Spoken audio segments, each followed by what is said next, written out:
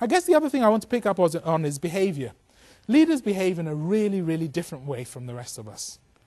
They have learned that they don't have to be the victims of their personalities. One of my friends and neighbors has a daughter, and he said to me the most wonderful thing the other day. He said, Alice has got a great personality, but sometimes she really does strange things.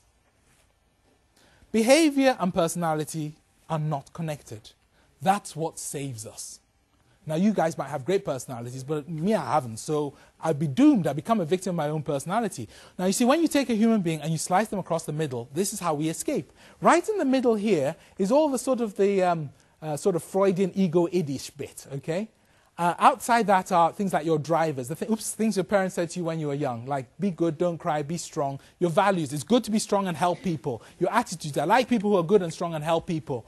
Your private behavior is then influenced by that. So as a person, you like to help people. Your public behavior is also influenced, but it's different. In other words, they're connected, but not physically linked. Now, this is what helps us, because your public behavior can change.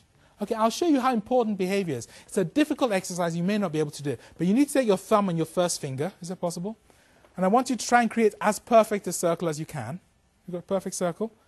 Yeah? Now, next bit is focus on me through that perfect circle. Okay, once you've got me in your sights, Okay, now quickly and firmly place this on your chin. Go. Okay, if you look at your colleagues, you'll notice they've got chins in very funny places. What happened? You followed my behavior. That's why behavior is really useful. You with me? Because if you can put your passion for what you're trying to achieve into your behavior, that's what people see. They can't see your intentions, they can't see your personality. They see your behavior. They watch you. If you say, I'm really passionate about getting costs down in our business, and then you go for another free lunch, they won't take you seriously. You with me? They don't connect up. The behavior part is what they're really, really interested in, and that's what makes the difference. Now, in terms of what we talked about earlier, you told me you were on quest and you had a little bit of fog. What behavior does somebody who's trying to get people to follow them through that scenario, what behaviors do they do? Think about it. All the textbooks will tell you, leaders are charismatic, blah, blah, blah. Interesting, but so what? I can't teach anybody charismatic, but I can teach them how to behave. Think about it. Painting by numbers. You know the goal, you know the method. Somebody's thinking about following you. What would the follower be thinking? The person knows the goal, we know the goals, we know the methods. You expect your leader to do what? Give you clear direction. Show you which bit is yours. Say well done or badly done. Yeah, are you with me? What do you expect from your leader in a quest? Vision. But what sort of vision? I see that tomorrow will come. Sorry? Motivate. From where? From within them, their own passion. You have to see that. And the vision has to be a story to describe the future. When we've got there, this is how you'll feel. This is how it'll look. That's what you expect. What else do you expect from a leader in that situation? Sorry, risk-taking. Taking some risks, yeah, actually personal risks as well. Showing how courageous they are. Then you take them seriously. If you've ever watched an Indiana Jones film, you'll know that 15 minutes in, always Indiana Jones gets one of his core team taken away and he has to run, dodging bullets, get shot at to try and save this person. The whole purpose of that scene is to demonstrate risk-taking and the fact he cares about his team. That's what it's there for.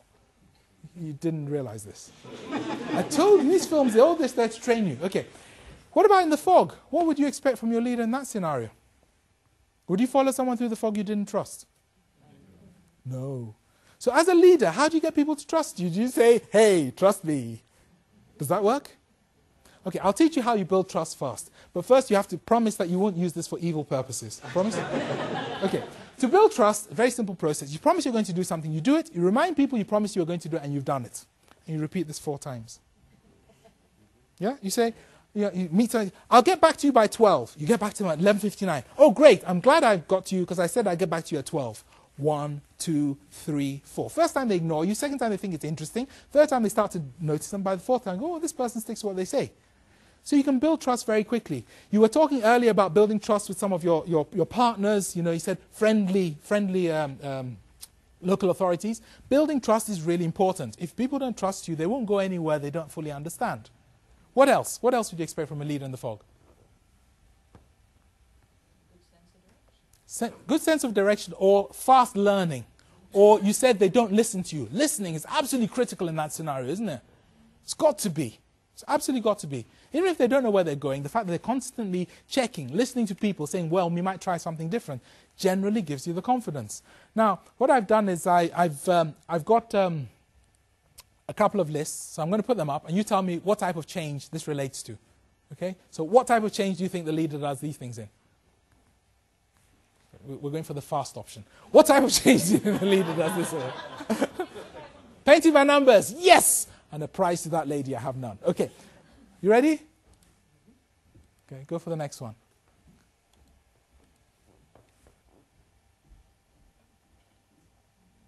What type of change? Quest! That was quick, okay.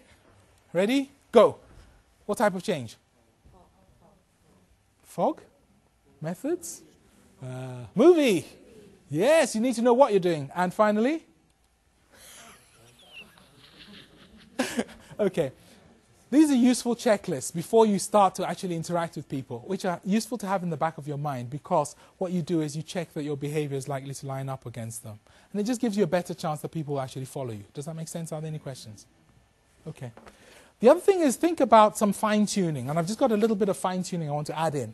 One is around their starting mindset, when you start interacting with people. The other one is how they want to contribute. People like to create ideas. Make sure they have a chance to do that. People like to give you something deliverable. Make sure they have a chance to do that. And you can always ask people how they'd like to be led. How would you like me to work with you? As I said, hopes and fears. What would you like me to do? You told me. It empowers them, makes them more likely to follow you. But the other thing is the starting mindset. You see, when you're kicking off a change, it's a bit like getting inside people's heads. When I was a kid, there was a cartoon called The Numbskulls. I don't know if you remember it or not. But basically, it's people who lived in different parts of your brain, okay? And what I've tried to do is try and recreate that in somebody's head. Now, in some organizations, some people will come to you with what I would describe as the sun deck of success. That's where they are. They're sitting in the sun. They feel they're really successful. Someone like that, what would they say? If you met somebody like that in the corridor, and you were talking about changing bananas, what would they say to you? Don't need to change. It's fine, okay? They might even say, we're the best, we don't need to change. That's what they usually say. Okay, that's fine. Then there's also what we call the attic of arrogance. Somebody in that mindset, if you bumped into them, what would they say? Somebody's arrogant to the point where they don't really understand what it's about. Not only do we know the answers, we wrote the questions. It's not relevant. Happens to other organizations. We've been going for 400 years, nothing to do with us. Those two mindsets, you've met people like that, try leading them. Fascinating. You have to build a conversation with them which is different. Then there's what I call the contentment and complacency room. Those are the ones who will probably just say, yeah, things are okay really. They'll come back. The problem is only minor. Other people are in complete denial. They'll say, problem? What problem? Okay? And then you'll find people who are in what I call the paralysis pit. You see, they've realized there is a problem, and then they start gathering data. Well, we must do something. Okay, got some more data. Let's talk to some more focus groups. Are you with me? They don't do anything. They just run around in circles. Have you seen people doing that? Okay. And then there's chaos and confusion room. Chaos and confusion basically is, now we need to do something. So obviously we need to do something. Oh, our trustees say we must do something. Oh, something must be done. And they're running around in circles. Usually, some of them get depressed because there's too much, and they end up in the dungeon of despair. Have you seen people like that? What do they say? We'll never change. We'll never make it. Okay? And even worse, in that room, the bad news is sometimes they leap at the first answer. Again, remember the thought thing. They go and get some consultants in who tell them stuff and send them out through the wrong door. Okay? And where you're trying to get to is the whole process of renewal and revitalization. Now, what do you do with people in these different mindsets? Well, actually, you do different things with them. Imagine you went to somebody who was arrogant and said, you need to change. They'll go, why? I don't see it. Or imagine you went to somebody who was confused and you said, this is why we need to change. They'll say, why? I don't understand. I don't even know where to start. So what you actually do is you approach people in different ways depending on where they are. So, for example, starting on that one, I remember when I was working at Sony, Miles Flint needed to get his organization to understand that success wasn't going to happen in the future. So the way he did it was, he drew a graph which said, what are our margins last year and the year before that? And he drew this graph and just showed the graph was going towards zero. And everyone, oh, cool, if we keep doing this, we'll be in trouble. Give me focus on the future. These guys here, I had one client, well, I won't tell you who it was, but they're incredibly arrogant. I needed to get them to change. So what I did was I found another client that they respected, and I got them to come in and do a session on why they needed to change. And they went, oh, well, if so-and-so have to change, then it's okay for us to do it. These guys here, who actually are just complacent, we just need to explain to them why they should change. There's a new world, it's not going to work anymore, etc. The ones who are actually in denial, we need to explain to them a little bit about what they need to change. It's not everything about themselves, but to focus it. The people in the pit, they need to do something. They just need to act and then learn from it. The ones who are confused, give them one area of focus. Don't make it too much. Just give them one area of focus, something to do. The ones who are depressed are, well, counseling, okay? Sack the consultants, okay?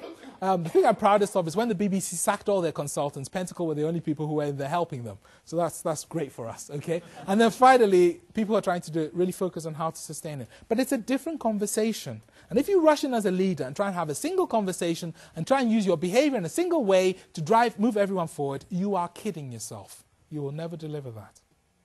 Okay.